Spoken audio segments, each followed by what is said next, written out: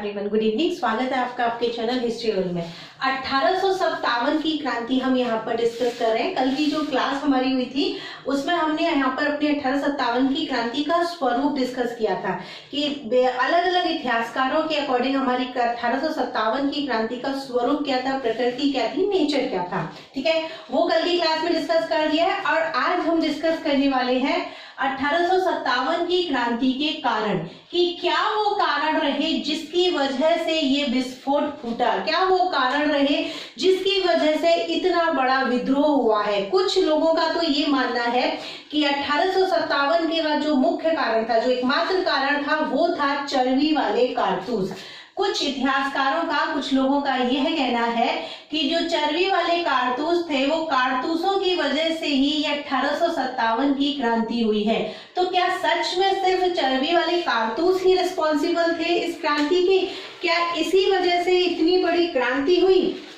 नहीं, एकमात्र कारण चर्बी वाले कारतूस नहीं है। हाँ, चर्बी वाले कारतूस है। एक होता है ना कि धीरे धीरे आग तो सुलग रही है लेकिन उस आग में एकदम से घी डाल दे तो वो आग बहुत तेज हो जाती है। तो ये जो चर्बी वाले कारतूस है ना, ये उस आग में घी डालने का काम किया था। जो सोया हुआ ज्वालामुखी था, उस ज्वालामुखी को फटने के लिए इस कारतूस ने काम करा था। ठीक है, लेकिन बहुत से सामाजिक, आर्थिक, धार्मिक, राजनीतिक और प्रशासनिक, सैनिक कारण और भी ऐसे थे जो धीरे धीरे लोगों के मन में अंग्रेजों के खिलाफ एक विद्रोह की भावना पैदा कर रहे थे। उन सभी कारणों को यहाँ पे डिस्कस करेंगे। तो सबसे पहले हम देखेंगे राजनीतिक कारण। ठीक है, राजनीतिक कारण जैसे कि हम एक बार पहले भी डिस्कस कर चुके हैं कि इन्होंने क्या करा था। सबसे पहले तो ये यहाँ पर सिर्फ व्यापार के इरादे से आए थे, लेकिन धीरे धीरे इन्होंने यहाँ की राजनीति में हस्तक्षेप करना शुरू किया। पहले सिर्फ राजनीति में हस्तक्षेप किया, उनके मामलों में हस्तक्षेप किया और धीरे धीरे, कहते ना उंगली पकड़ के हाथ पकड़ना, तो धीरे धीरे इन्होंने उन राजाओं के राज्य को, सभी राज्यों को हड़पना शुरू कर दिया। तो सबसे पहले तो इन्होंने क्या करी, संधियां करी। वेलेजली आया भारत में, भारत का गवर्नर जनरल बनकर। ठीक है, जो वेलेजली भारत का गवर्नर जनरल बनकर भारत आया था तो उसने यहाँ पर आकर क्या करा, सहायक संधि करी। अब देखो, इसने करी सहायक संधि और इसके बाद में आता है डलहौजी, उसने करी थी व्यपगत की नीति अपनाई थी। ये जो दो नीतियां हैं ये सर्वाधिक इंपॉर्टेंट है इस मामले में, क्योंकि इन्हीं दो नीतियों की वजह से इन्होंने क्या करा था, ऑलमोस्ट सभी राज्यों को हड़पना शुरू कर दिया था। ठीक है, तो वेलेजली लेकर आया सहायक संधि। अंग्रेजों ने जो अपना वर्चस्व के लिए जो लालसा थी ना कि सर्व यहाँ पर अपना वर्चस्व अपना लाया जाए और यहाँ सभी राज्यों पर अपना अधिकार जमाया जाए, उसके लिए वेलेजली लेकर आया सबसे पहले सहायक संधि। और इस सहायक संधि को स्वीकार करने वाला था सबसे पहले 1798 में सहायक संधि को सबसे पहले स्वीकार करा था अपने हैदराबाद के निजाम ने।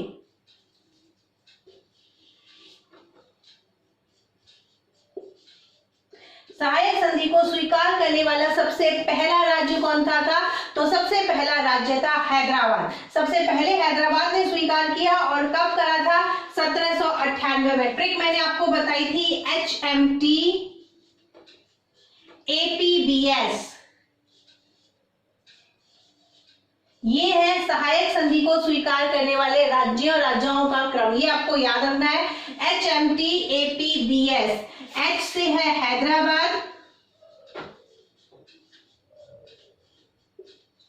और हैदराबाद ने कब स्वीकार करी थी? तो 1798 में हैदराबाद ने सहायक संधि स्वीकार करी थी। हैदराबाद, M से है मैसूर और T से है तंजौर। मैसूर और तंजौर ने 1799 में ये संधि स्वीकार करी थी।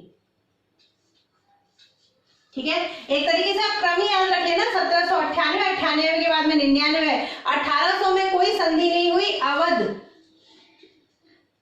अवध ने स्वीकार करी है, अब ये है 1801 में। ठीक है, बस इस एक साल का ही गैप है, बाकी के सारे कंटिन्यू रहेंगे। ठीक है, अवध के बाद है पेशवा और पेशवाओं ने स्वीकार करी है 1802 में। अब कंटिन्यू रहेंगे 1802, 1802 के बाद 1803 और 1804। ठीक है, भोसले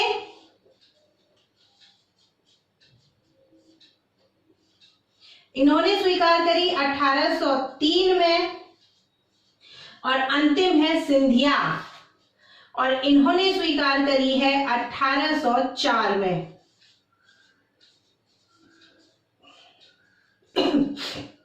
ठीक है, तो ये क्रम आपको याद रखना है। कई बार एग्जाम में पूछ लेते हैं कि सबसे पहले स्वीकार करने वाला कौन था, वेलेजली की सहायक संधि को सबसे पहले किसने स्वीकार करा था, कई बार एग्जाम में पूछा जाता है, तो इनको आप याद रखना। ठीक है, क्रम मैंने आपको बताई दिया, ट्रिक याद रखनी है। HMT AP BS, Hyderabad, Mysore, Tanjore, Awadh, Peshwa, Bhosle और सिंधिया। ठीक है, और 1798 से शुरू करना है, 1804 तक जाना है। इसमें सिर्फ एक 1800 का ही टाइम ऐसा है जिसमें कोई संधि नहीं हुई है, तो उसको आप मिस कर देना, उसके अलावा सारे कंटिन्यू ही है। ठीक है, तो 1798 आपको पहला याद रखना है, बाकी ये सारे आपको अपने आप याद हो जाएंगे। ठीक, तो ये थी वेलेजली की सहायक संधि। वेलेजली सहायक संधि लेकर आया, इससे क्या हुआ, सहायक संधि से क्या हुआ, देखो सहायक संधि करने से ये जो रियासतें थी, ये जो राज्य थे, इन पर क्या हुआ, इन पर अंग्रेजों का नियंत्रण हो गया। ठीक है, अब अंग्रेज इनके आंतरिक मामलों में हस्तक्षेप करने लग गए, लेकिन अभी भी इन पर राजा महाराजाओं का शासन तो था, अपने अपने राजा महाराजा तो इन पे बैठे हुए ही थे।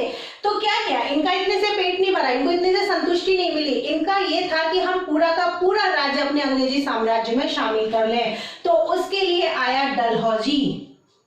जब डलहौजी आया भारत में गवर्नर जनरल बनकर, और डलहौजी भारत में कब आया था, तो ये आया था 1848 से लेकर के 1856 के बीच में ये भारत का गवर्नर जनरल रहा था।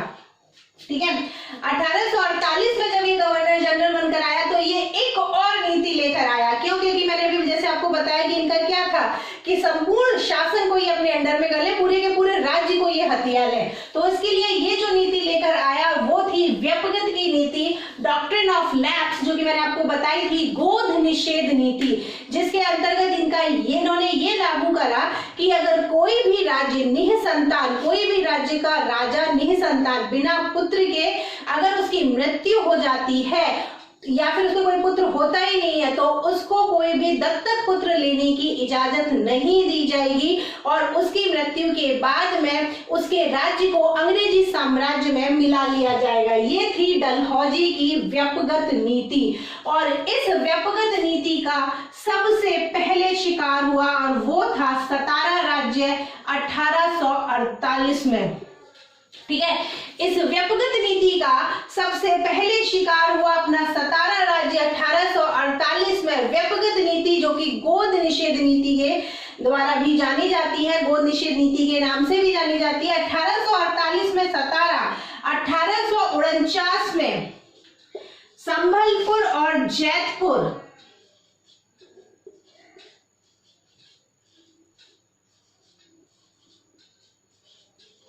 ठीक है, 1850 में बघाट,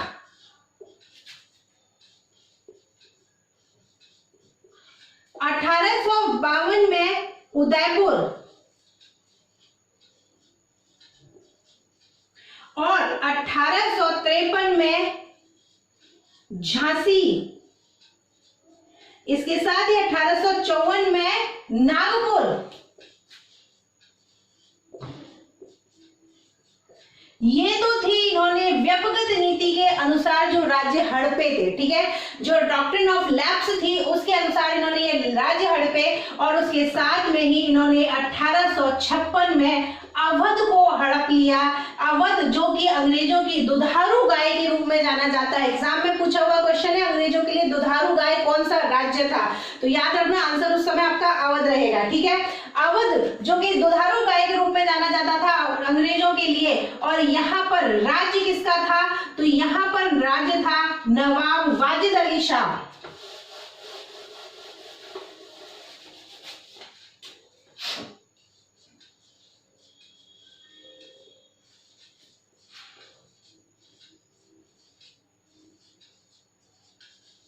जो कि अख्तर पिया के नाम से भी जाने जाते हैं, ठीक है, अख्तर पिया के नाम से ही कविताएं करते थे।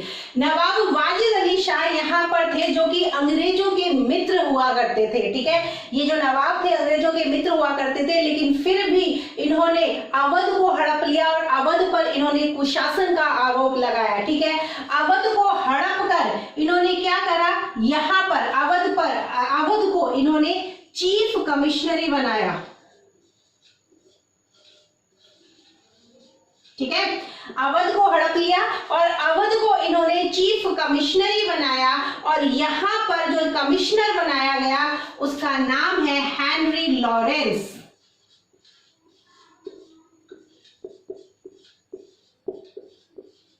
ठीक है। तो ये डलहौजी आया 1848 में भारत का गवर्नर जनरल बनकर। इसने क्या लाई, ये डॉक्ट्रिन ऑफ लैप्स, गोद निषेध नीति, व्यपगत की नीति लेकर आया, जिसके अंतर्गत हमने देखा कि इसने कई सारे राज्यों को हड़पना शुरू कर दिया। जो भी राज्य निसंतान अगर उस राजा की मृत्यु हो जाती है तो ये उस राज्य को अंग्रेजी साम्राज्य में शामिल कर लेते थे, उसको हड़प लेते थे। उसके बाद में 1856 में इसने अवध को हड़पा और अवध पर आरोप लगाया कुशासन का, ठीक है, कि वहां पर शासन अच्छे से चालू नहीं है, शासन सही ढंग से नहीं किया जा रहा है। कुशासन का आरोप लगाकर अवध को हड़पा और अवध में नवाब कौन थे, नवाब वाजिद अली शाह। अवध को हड़पने के बाद में इन्होंने अवध को बनाया चीफ कमिश्नरी और वहां पर पहला कमिश्नर बना हेनरी लॉरेंस, ठीक है। अब इनका इतने से भी पेट नहीं भरा, इन्होंने डलहौजी ने क्या करा, ये डलहौजी जो है इसने ये कहा कि जो अपने मुगल सम्राट है बहादुर शाह, जो मुगल सम्राट है बहादुर शाह, उनको उन्होंने ये आदेश दिया कि आप जो है अपना महल छोड़कर, महल मतलब लाल किला जिसमें ये लोग रहते थे बहादुर शाह जफर और उनका परिवार, तो इन्होंने ये कहा कि आप मुगल महल छोड़कर कुतुब मीनार के पास एक झोपड़े में जाकर बस जाओ, आप यहाँ नहीं रहोगे, आप यहाँ से चले जाओ, ये महल खाली कर दो, यहाँ से जाकर आप कुतुब मीनार के पास एक घर में झोपड़े में जाकर रहो, ठीक है, ये डलहौजी ने कहा, ठीक है। और क्या करा, तंजौर और कर्नाटक में जो भी नवाब थे, राजा थे, उनकी राजकीय उपाधि इस डलहौजी ने छीन ली। ये सारे कांड डलहौजी ने किए हैं। कर्नाटक और तंजौर के राजाओं की, नवाबों की इन्होंने क्या करी, उपाधियां छीन ली। और इसके साथ में जो पेशवा बाजीराव द्वितीय थे, जो पेशवा थे बाजीराव द्वितीय, उनके जो पुत्र थे नाना साहब जिनका मूल नाम क्या है, धोंदूपंत, तो नाना साहब की इन्होंने क्या करा, उनकी क्या पेंशन बंद करा दी, क्योंकि पेशवा तो पहले भी अंग्रेजों के उसमें आ चुके थे, उनको पेंशन मिलती थी, इन्होंने नाना साहब की पेंशन बंद करवा दी, ठीक है। ये सारे काम किए डलहौजी में। 1848 में इसने मुगल सम्राट को ये आदेश दे दिया कि आप कुतुब मीनार के पास जाकर एक छोटे से झोपड़े में रहो और ये जो है लाल किला इसको खाली कर दो। इसके बाद में डलहौजी के बाद में आता है कैनिंग, लॉर्ड कैनिंग। 1857 की क्रांति के समय यही था भारत का गवर्नर जनरल, लॉर्ड कैनिंग, ठीक है। तो ये जाता है इसने क्या करा, 1856 में इसने ये घोषणा करी कि जो मुगल सम्राट है बहादुर शाह जफर, मुगल सम्राट बहादुर शाह जफर के बाद में, अगर उनकी मृत्यु के बाद में उनकी जो भी संतान होगी उनसे सम्राट का पद छीन लिया जाएगा या सम्राट की उपाधि छीन ली जाएगी और वो सिर्फ राजा कहे जाएंगे। इसलिए लॉर्ड कैनिंग ने ये कहा कि बहादुर शाह जफर की मृत्यु के बाद में उनके पुत्रों से जो सम्राट का टाइटल है कि ये भारत के सम्राट है, सम्राट का टाइटल छीन लिया जाएगा और वो सिर्फ राजा कहलाएंगे। तो ये थे इनके कुछ ऐसे कारण, राजनीतिक कारण, राज्यों को हड़पने। तो इससे क्या होगा लोगों के अंदर कि अपने सम्राट को कौन खोना चाहता है, कोई नहीं खोना चाहता। तो ये थे जिसकी वजह से कुछ राजनीतिक कारण, जिसकी वजह से धीरे धीरे लोगों के अंदर क्या हुआ, गुस्सा इनके लिए फूटने लगा, भड़कने लगा। अब देखते हैं कुछ आर्थिक कारण।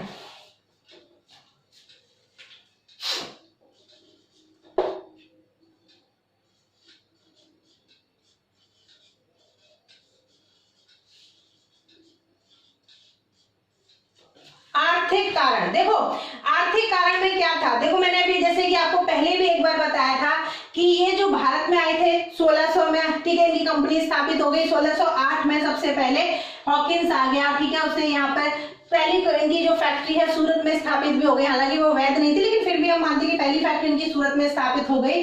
और 1757 तक इनका काम क्या था, यहाँ पर इन्होंने युद्ध वगैरह किए भारतीय राजाओं से या यूरोपीय शक्तियों के साथ युद्ध किए।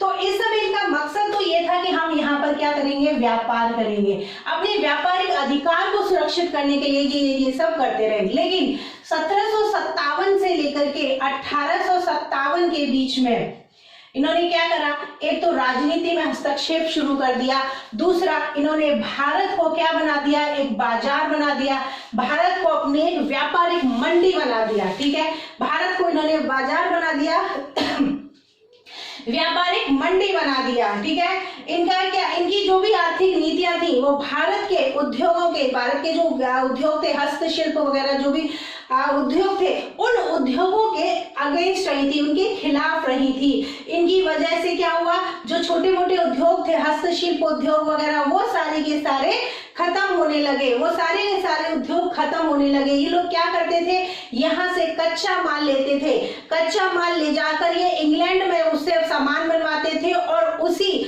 2 रुपए का अगर कोई माल है तो उसको 7 रुपए 8 रुपए में लाकर यहाँ भारत में बेचते थे, ठीक है।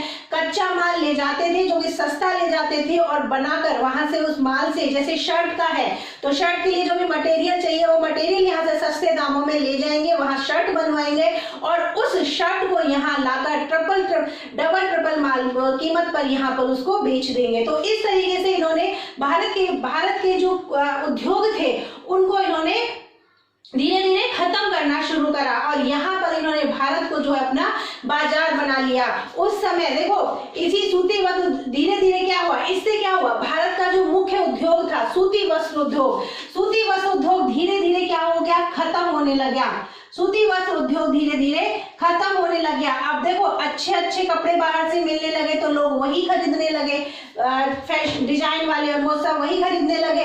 तो धीरे धीरे जो लोगों के खुद के उद्योग थे, हस्तशिल्प वगैरह, हैंडलूम वगैरह, वो धीरे धीरे क्या हो गए, वो खत्म होने लगे, धीरे धीरे खत्म होने लगे। और इस वजह से ढाका, जो कि उस समय भारत का मैनचेस्टर कहा जाता था, उस समय भारत का मैनचेस्टर कहा जाने वाला ढाका एक तरीके से जंगल में बदल गया, जहां पर सूती वस्त्र का एक तरीके से व्यापार होता था, उद्योग होता था, बाजार लगता था, वो क्या हो गया, एक तरीके से जंगल में बदल गया। इसके साथ में देखा तो सूरत भी उजड़ गया, सूरत, मुर्शिदाबाद, ये जो केंद्र थे वो सब के सब उजड़ गए धीरे धीरे। ये तो सिर्फ सूती वस्त्र और इन पे थे, इसके अलावा इन्होंने कृषि में भी बहुत सारे किए, रेवेन्यू करे, टैक्स में भी बहुत सारे बदलाव करे। उन रेवेन्यू और टैक्सेस की वजह से क्या हुआ, जनता धीरे धीरे कर्ज के बोझ में दबती चली गई, धीरे धीरे कर्ज के बोझ में। इन अंग्रेजों को कर्ज देने के लिए, इन अंग्रेजों को लगान देने के लिए वो जमींदारों से कर्ज लेती थी और धीरे धीरे जनता इतनी ज्यादा कर्ज में दबती चली गई कि उस कर्ज से निकलना उनके लिए मुश्किल हो गया। तो इस तरीके से भारत का पूरा जो बाजार था, उस पूरे बाजार पर, कृषि पर, सब कुछ पर अंग्रेजों ने क्या कर लिया, अपना नियंत्रण कर लिया। उद्योग धंधे नष्ट हो गए, कृषि में जिन्होंने वाणिज्यीकरण किया था उसकी वजह से हम देखें तो 1770 से देखें, अगर हम 1770 से लेकर के 1837 के बीच में अगर हम इस ड्यूरेशन में देखें तो सर्वाधिक अकाल यहाँ पर पड़े हैं। क्यों? क्योंकि देखो उद्योग धंधे नष्ट हो गए सारे के सारे।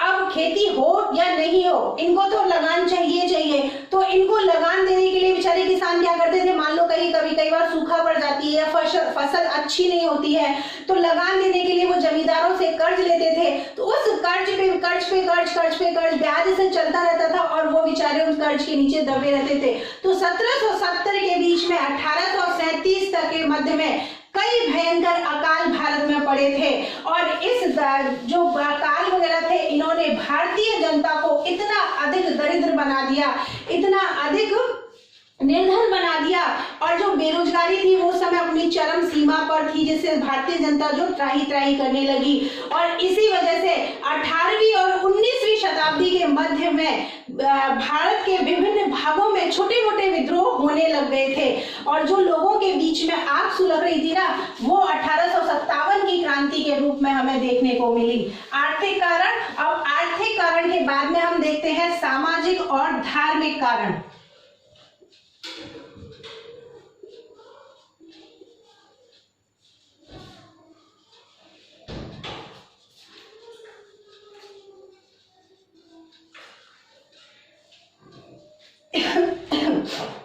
देखो, सामाजिक और धार्मिक कारण, तो सबसे पहले हम सामाजिक कारण देखने की कोशिश करते हैं। सामाजिक कारण क्या थे? देखो, उस समय अपने समाज में कई कुरीतियां मौजूद थी। उन कुरीतियों को दूर करने का काम किया अंग्रेजों ने। ठीक है, उस समय हमारे समाज में कई कुरीतियां, कई ऐसे चीजें थी जिनको अपने भारतीय समाज को ये जो अंग्रेज थे वो असभ्य और बर्बर मानते थे। इन्होंने हमारे समाज में प्रचलित कई कुरीतियों को दूर करने का काम करा। जैसे कि हम बात करें कि 1829 में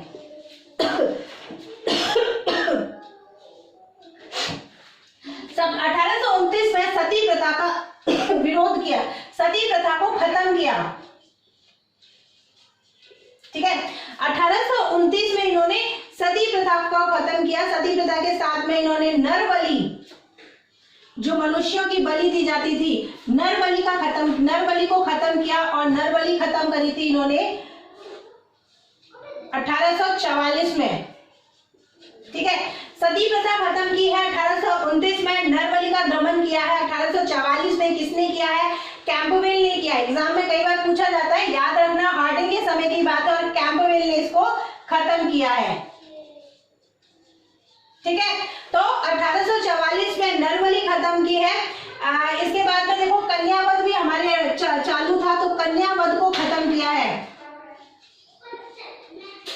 ठीक है, और कन्यावध खत्म किया था 1795 में। कन्यावध खत्म किया था 1795 में, और जॉन शोर के समय ये खत्म किया गया था। इसके बाद में देखें तो दास प्रथा थी, दास प्रथा को भी खत्म किया है। और दास प्रथा को एलन वेरो ने खत्म किया था 1843 में। ठीक है, तो ये कुछ कुरीतियां उस समय हमारे समाज में मौजूद थी। इन कुरीतियों को खत्म करने का कार्य किया अंग्रेजों ने। अब भारतीय समाज के कुछ कट्टर पंथी थे, जो पंडित और मौलवी थे, उन्होंने इन चीजों का विरोध किया। उन्होंने क्या करा? इन चीजों का, जो कट्टरपंथी और जो रूढ़िवादी पंडित और मौलवी थे। अब जैसे 1856 में विधवा पुनर्विवाह अधिनियम लाया गया। ठीक है, शारदा एक्ट आया गया जिससे बाल विवाह को रोका गया।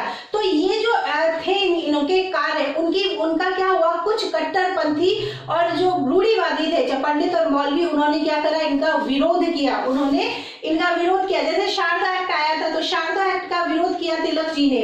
तिलक जी का ये कहना था कि ये अंग्रेज जो है ये बाहर वाले हैं और ये जो समस्या है ये हमारी घरेलू समस्या है, तो इन समस्याओं का निदान हमें करना चाहिए, ना कि अंग्रेजों को करना चाहिए। तो इस तरीके से इन्होंने, हमारे मौलवियों ने और पंडितों ने, इन्होंने क्या माना? इन्होंने ये माना कि ये सुधारों का ये जो सुधार कर रहे हैं, इससे ये क्या कर रहे हैं? हमारे आत्मसम्मान पर हमला कर रहे हैं। ये एक तरीके से हमारे आत्मसम्मान पर हमला कर रहे हैं। तो ये तो कुछ सामाजिक कारण थे। अगर हम देखें धार्मिक कारण, तो धार्मिक कारण में देखो, सबसे पहले हम देखते हैं कि 1843 में 1843 में एक चार्टर एक्ट आया था। 1843 में एक चार्टर एक्ट आया था जिसके तहत क्या हुआ था? ईसाई मिशनरियों को भारत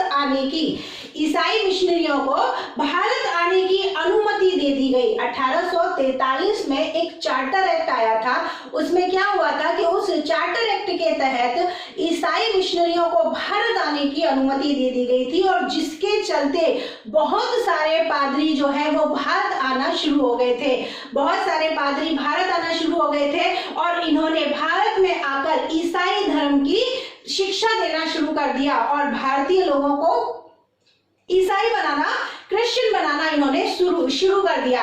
अब देखो होता क्या था कि अगर कोई भी भारतीय क्रिश्चियन बन जाता था, ईसाई अपना धर्म छोड़कर ईसाई धर्म को लागू कर लेता था, ईसाई धर्म को धारण कर लेता था, तो उस समय ये होता था कि उस व्यक्ति को उसकी पैतृक संपत्ति से वंचित कर दिया जाता था, ये होता था। इसको बदलने के लिए 1850 में ये एक एक्ट लेकर आए, ठीक है। इस नियम को बदलने के लिए कि अगर कोई भी व्यक्ति ईसाई धर्म धारण कर लेता है, ईसाई बन जाता है, तो उस व्यक्ति को उसकी पैतृक संपत्ति से वंचित कर दिया जाएगा। इस नियम को बदलने के लिए 1850 में ये एक एक्ट लेकर आए जिसका नाम था धार्मिक निर्योग्यता अधिनियम।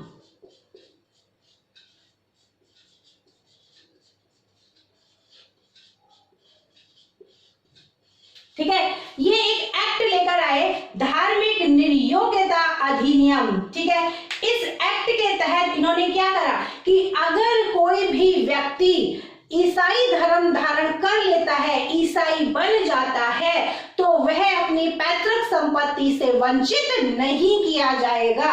तो इससे लोगों को क्या लगा, इससे लोगों के मन में इसके लोगों के मन में ये विचार आया कि ये जो लोग हैं ये हमको ईसाई बनाने के लिए तुले हुए हैं, ये हमें ईसाई बनाना चाहते हैं, हमारा धर्म भ्रष्ट करना चाहते हैं, ठीक है। ये एक तरीके से हमारे देश को ईसाई बनाने की साजिश है। ये थे सामाजिक और धार्मिक कारण। अब देखते हैं हम सैनिक कारण, और जो हम सैनिक कारण डिस्कस करेंगे उसी में हम वो चर्बी वाला जो कारण है उसको भी डिस्कस करेंगे, जो कि इस विद्रोह का तात्कालिक कारण है, ठीक है।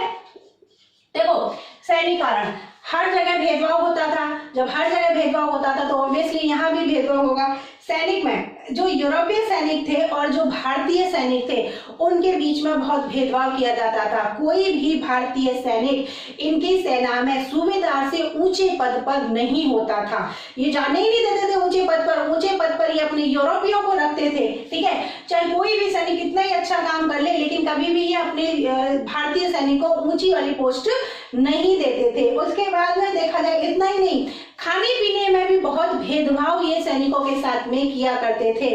भारतीय सैनिकों को बहुत ही घटिया खाना ये खाने को दिया करते थे। वेतन और भत्ता देखा जाए तो वेतन भी भारतीय सैनिकों को ये बहुत कम दिया करते थे। 7 रुपए महीना उनका जो था भारतीय सैनिकों का इनका वेतन हुआ करता था। तो ये इनके भेदभाव बहुत चलते थे। उसके अलावा देखो 1856 में कैनिंग आ गया था भारत का गवर्नर जनरल बनकर, क्योंकि 1856 में डलहौजी चला जाता है और कैनिंग आ जाता है। तो 1856 में जब कैनिंग आया तो कैनिंग एक एक्ट लेकर आया। कौन सा एक्ट था? वो था सामान्य सेना भर्ती अधिनियम।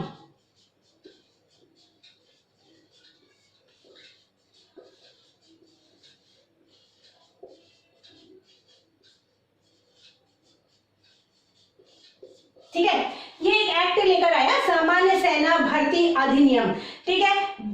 सामान्य सेना भर्ती अधिनियम, इस एक्ट के तहत क्या होता था? देखो इस एक्ट के तहत इन्होंने ये कहा कि जो भारतीय सैनिक हैं उनको अपने देश से बाहर भी सेवा देनी पड़ेगी। जरूरत पड़ने पर अब भारतीय सैनिकों को अपने देश के बाहर भी जाना पड़ेगा। तो अब इस एक्ट से क्या हुआ, उस समय जो लोग थे ना वो ये कहते थे कि समुद्र पार जाना मतलब कि अपना धर्म भ्रष्ट करना, ठीक है। ये लोग समुद्र पार जाना अपने धर्म के खिलाफ मानते थे। तो इस एक्ट का भी इन्होंने क्या करा, विरोध किया था। इस एक्ट का भी इन्होंने विरोध किया। अब इतना तो उत्तेजित माहौल हो रखा है कि देखो हर चीज में विरोध इन अंग्रेजों का हो रहा है। उस विरोध वाले माहौल में ही एक घटना घटी। कौन सी घटना? 1856 की ही घटना है कि जो लोहे की जो इनकी बंदूक होती थी, लोहे की इनकी जो बंदूक होती थी जिसको ब्राउन बेस कहा जाता था, उन ब्राउन बेस के स्थान पर, ठीक है, इस बंदूक ब्राउन बेस के स्थान पर ये क्या लेकर आए? ये लेकर आए एनफील्ड राइफल।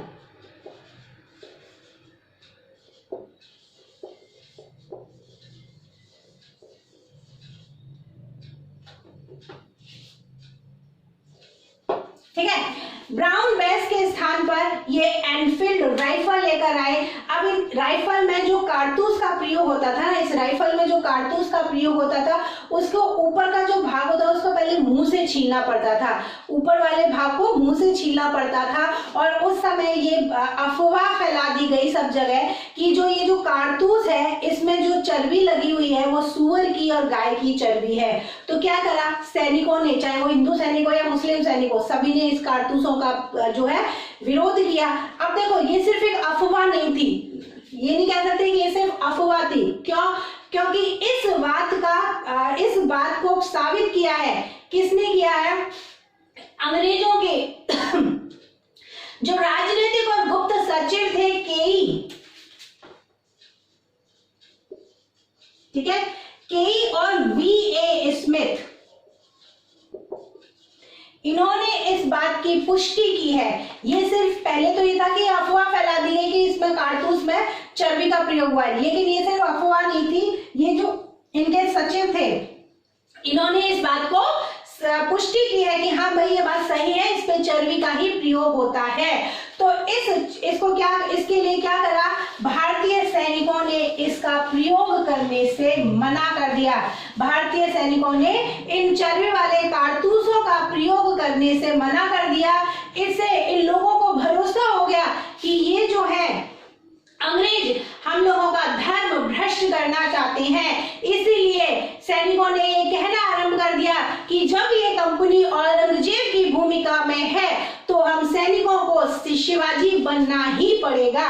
क्या कहना शुरू कर दिया कि जब ये कंपनी, अंग्रेजी कंपनी जब औरंगजेब की भूमिका में है तो हम सैनिकों को शिवाजी बनना ही पड़ेगा। तो ये थे 1857 की क्रांति के कुछ कारण, जिससे वो धीरे धीरे जो अग्नि भारत के लोगों के मन में सुलग रही थी, वो एक विद्रोह के रूप में फूट गई। ये कुछ कारण, इसके बाद में हम देखेंगे कि विद्रोह का कैसे प्रारंभ हुआ, कहाँ उसका विस्तार था, किस ने विद्रोह को मदद दी। ठीक है, ये हम कल की क्लास में डिस्कस करेंगे। अगर आज का वीडियो आपको पसंद आए तो लाइक कीजिए, दोस्तों के साथ में शेयर कीजिए, चैनल को सब्सक्राइब कीजिए। मिलते हैं कल विद्रोह का आरंभ और विस्तार के साथ में। तब तक थैंक यू सो मच।